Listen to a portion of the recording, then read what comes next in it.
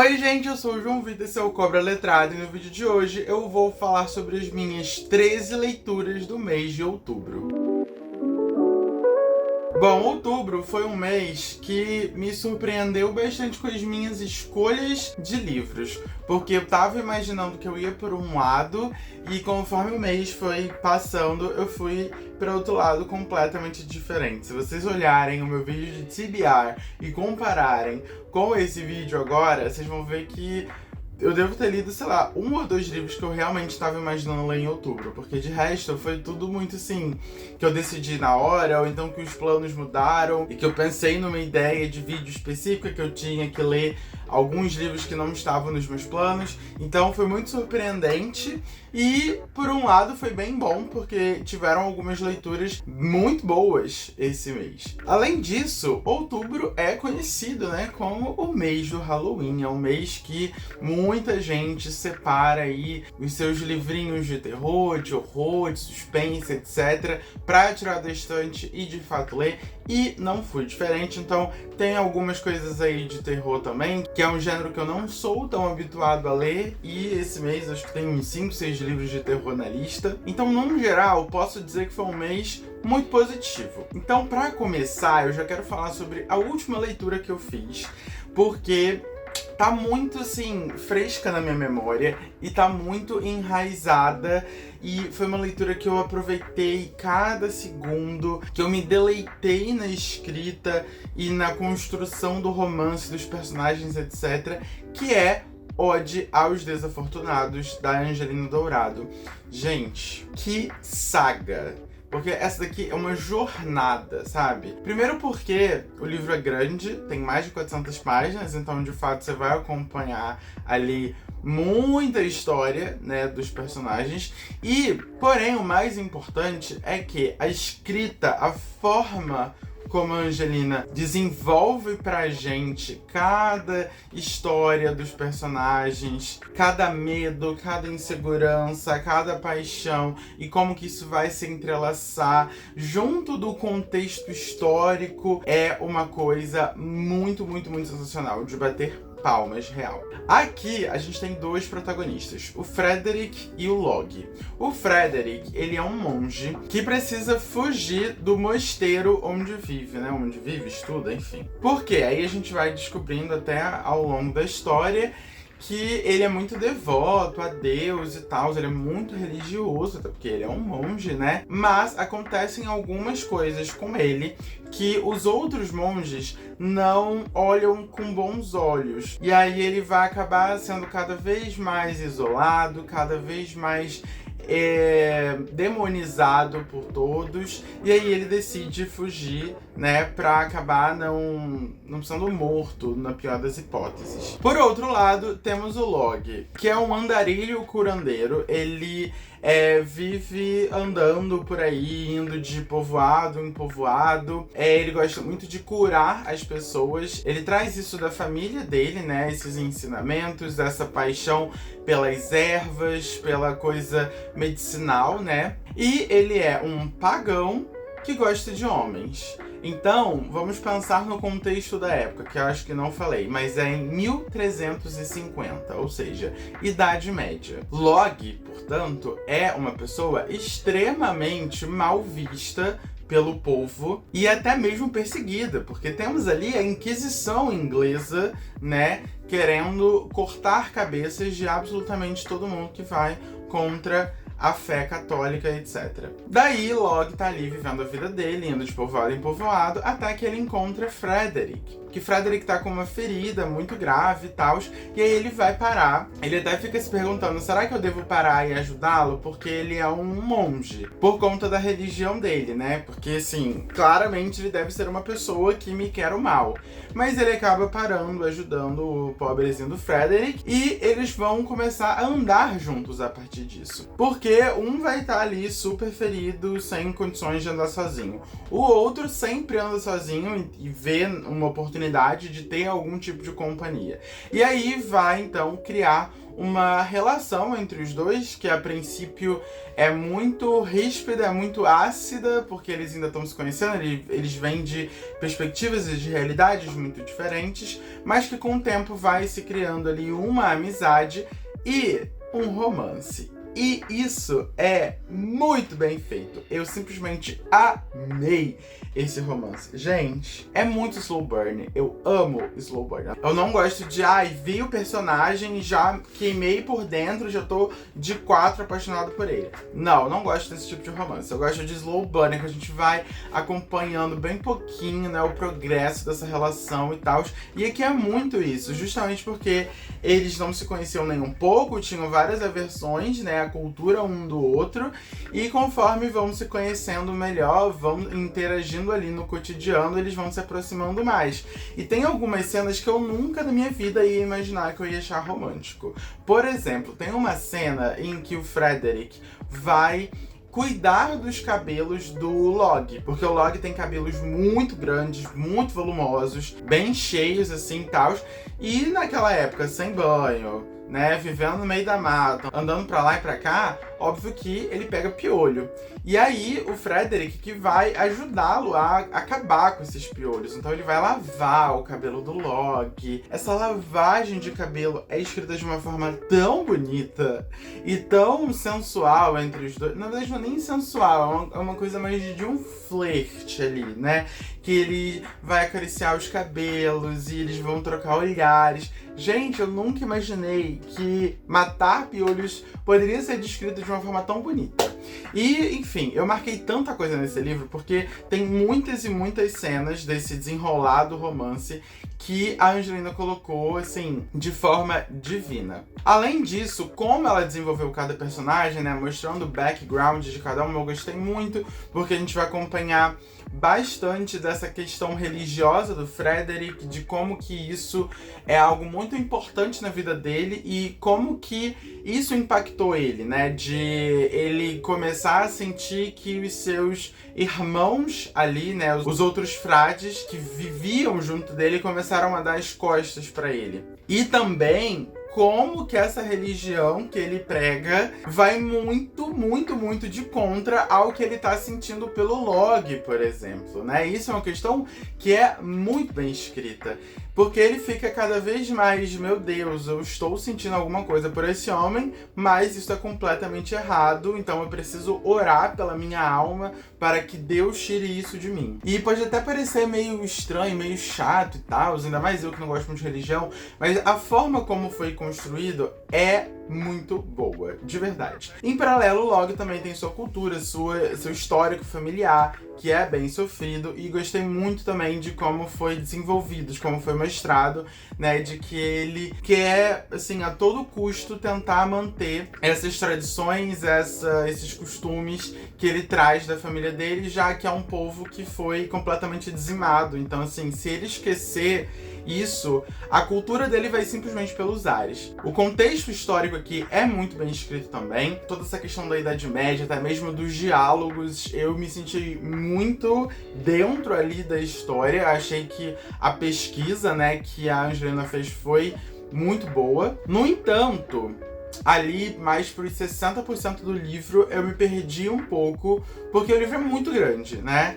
Então, enquanto estava focando 100% no desenvolvimento do romance, eu tava adorando. Aí depois, a gente muda um pouquinho o foco da história, né? Vai tratar mais sobre a peste negra da época e tal, os avanços da medicina, que é até um ponto interessante, mas eu achei que foi muitas páginas por uma coisa que podia ter sido um pouquinho menor, então isso acabou me cansando um pouco, mas logo depois, no final, as coisas deram um twist ali, e aí voltaram a ficar muito, muito, muito interessantes, e eu simplesmente não consegui parar de ler até o final. Então eu acabei dando 4 estrelas e meio, porque foi uma experiência muito boa, e eu super recomendo, porque é uma história lindíssima, lindíssima, história coesa, muito bem escrita, um pouco diferente do que a gente está acostumado, então super recomendado, ganhou o selo Cobra Letrado de qualidade. O próximo livro foi Benjamin Fez Uma Coisa Ruim, do Philippe Rondrei, e esse também foi um livro que eu amei, que eu adorei, porque imaginem vocês se mudam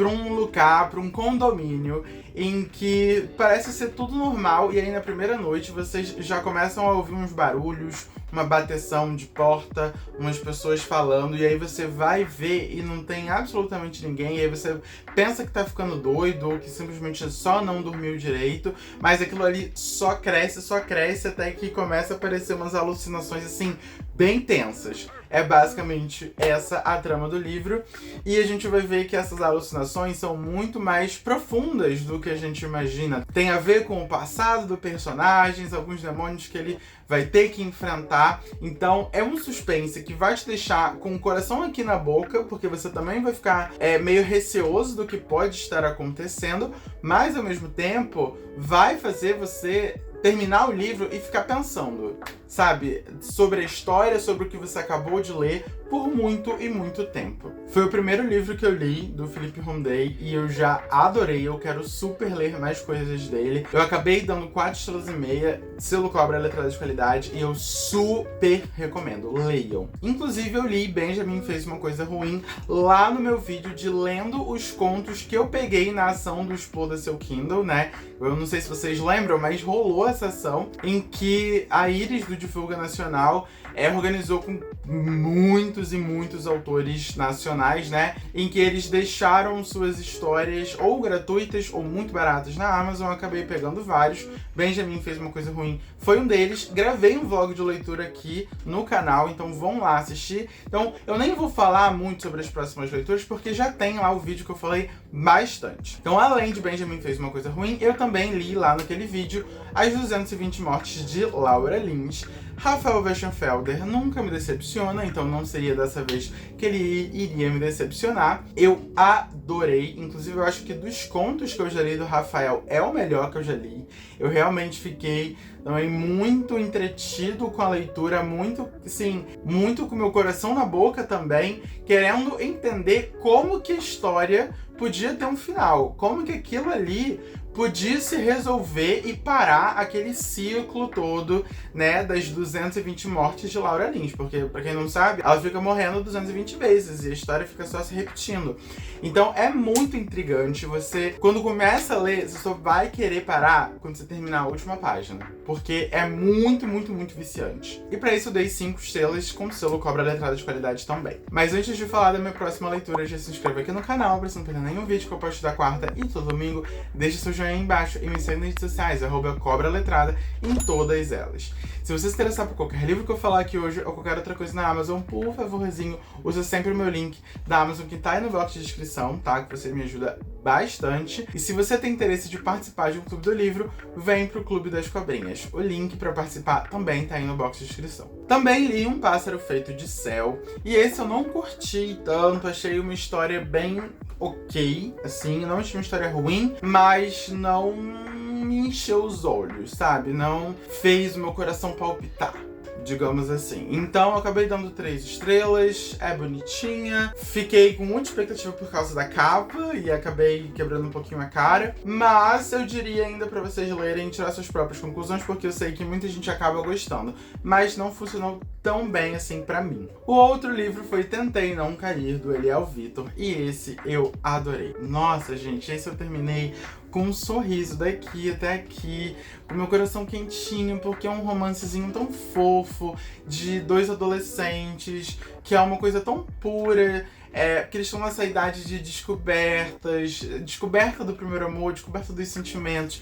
Toda a história é muito simples, mas é muito bem escrita e traz esses sentimentos bons, né, que a gente sente, principalmente quando é adolescente. Então eu acabei amando essa história. E ela é super curtinha, então assim, se tivesse 300 páginas, eu não ia reclamar. Eu ia ler com mais gosto ainda, porque eu acho que tem 30, sei lá, até menos. Mas essa eu tive que dar 5 estrelas, selo Cobra Letrada de qualidade, e por favor, leiam Tentei Não Cair. E por último, daquele vídeo, eu também li Jory, do DC Hunter, e esse também não funcionou tão bem pra mim. É uma história bem sensível, é uma história com alguns gatilhos, mas que num todo é uma história bonita, mas que também não funcionou tão bem pra mim. Eu não consegui sentir tudo aquilo que as pessoas estão falando, até porque esse livro especificamente tem uma nota muito alta.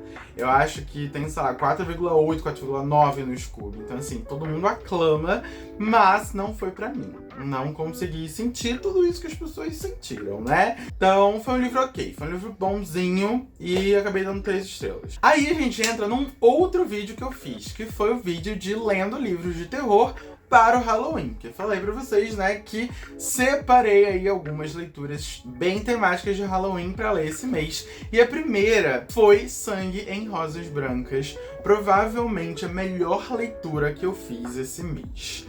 Gente, que livraço! Eu fiquei em completo choque enquanto estava lendo. Primeiro porque eu não imaginava que ia ser tão pesado, assim, de violência, sabe? É bem violento, é bem explícito, é bem gore. E o Bernardo Neto, o primeiro livro que eu li dele, foi Parece Espírito Adolescente, é um romance. Então, assim, eu jamais ia imaginar que uma pessoa que escreveu um romancezinho fofo poderia escrever uma história de terror tão violenta assim, sabe? Eu fiquei muito surpreso. A minha boca ficava assim, ó, enquanto eu tava lendo esse livro. Mas ao mesmo tempo, eu simplesmente não conseguia parar de ler, porque é muito, muito viciante. Eu estava obcecado pela história. Por quê? Por vários motivos. O primeiro, ele é contado em passado e presente. Esse estilo eu já gosto muito. Já tem aí uma estrelinha no meu coração, né? E as duas histórias são muito cativantes, porque às vezes até o autor ele acaba caindo, né, numa armadilha de talvez uma história seja mais cativante do que a outra, mas aqui as duas são igualmente cativantes, as duas são igualmente intrigantes.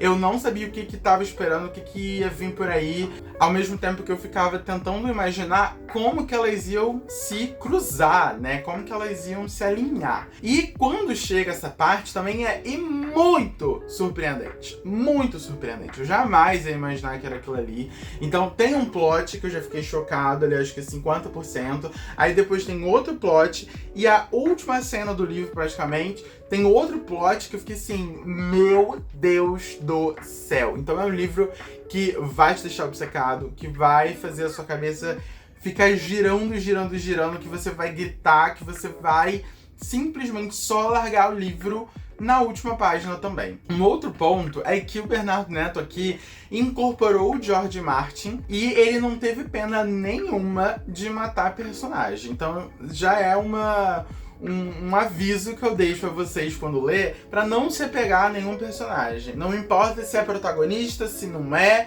se acabou de entrar na história, qualquer pessoa ali pode morrer, tá? O Bernardo Neto não pesou a mão nisso. Mas isso só fica mais interessante ainda, porque chegava uma pessoa que eu jamais imaginaria que ia morrer tão cedo na história, e morria e eu ficava, meu Deus! E aí depois morria outra pessoa e eu ficava, meu Deus, pra onde que a história tava indo? E assim, acho que dá até pra perceber que só de falar no livro eu já fico muito eufórico, né? Porque esse livro me deixou exatamente assim, eu terminei esse livro sem ar.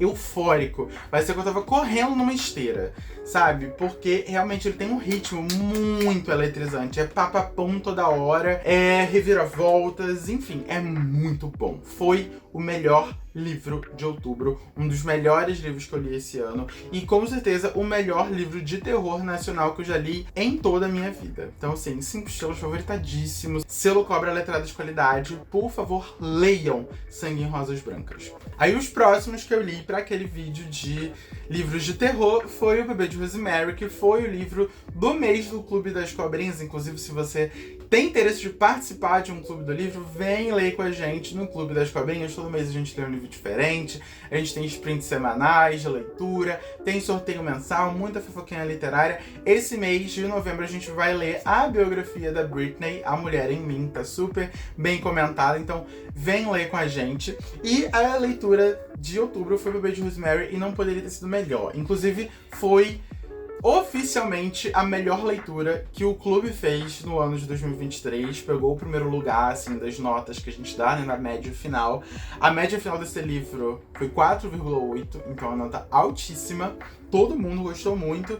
E assim, esse aqui mostrou porque ele é um clássico. é muito foda. Eu adorei. Eu acabei dando 4 estrelas e meia por causa do final, mas ainda assim é um livro que eu não pensei que eu ia ficar tão interessado e tão viciado mesmo na escrita, né?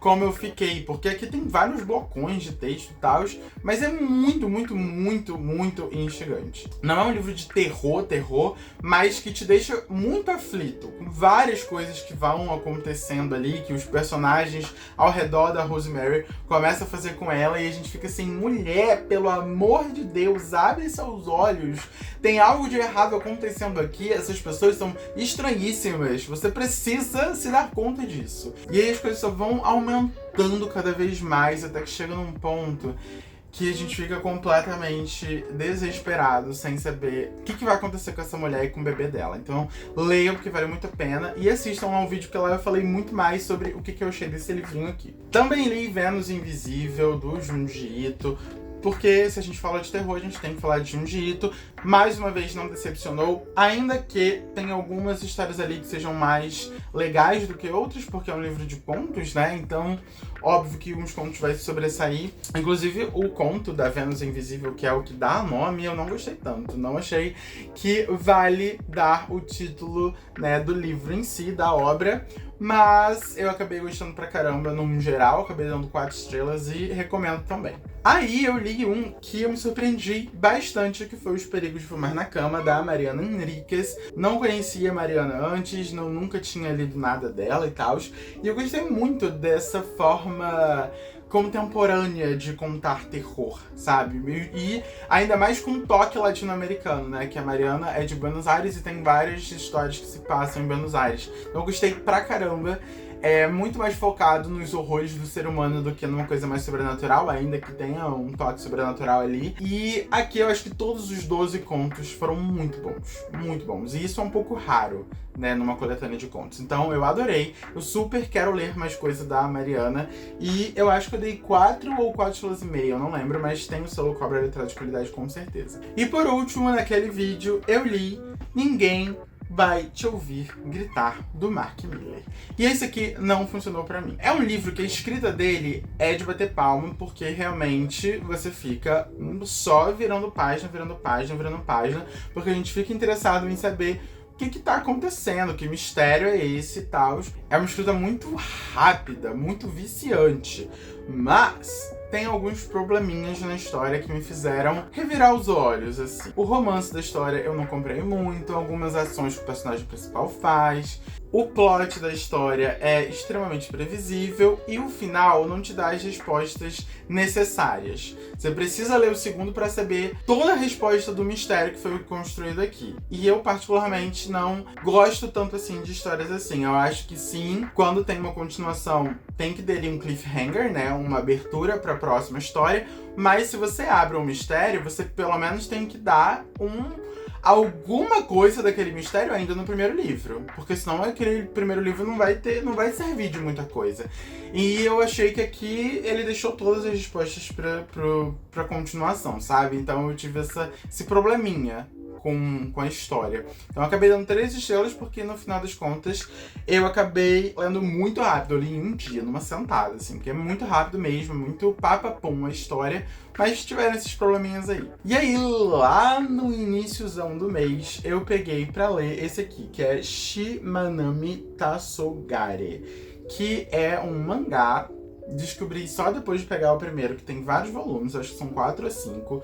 Eu achava que só tinha 2, porque meu namorado comprou esse aqui, o segundo, então eu tava jurando que só tinha 2 volumes. É um livro fofo, é um livro bonitinho, mas que não me cativou tanto como eu achava que ia cativar, porque aqui a gente vai ter uma história LGBTQIA+, que vai falar sobre justamente ter dentro da comunidade um apoio muito grande para você ser quem você é. Deveria ser, pra mim, um livro incrível, fenomenal.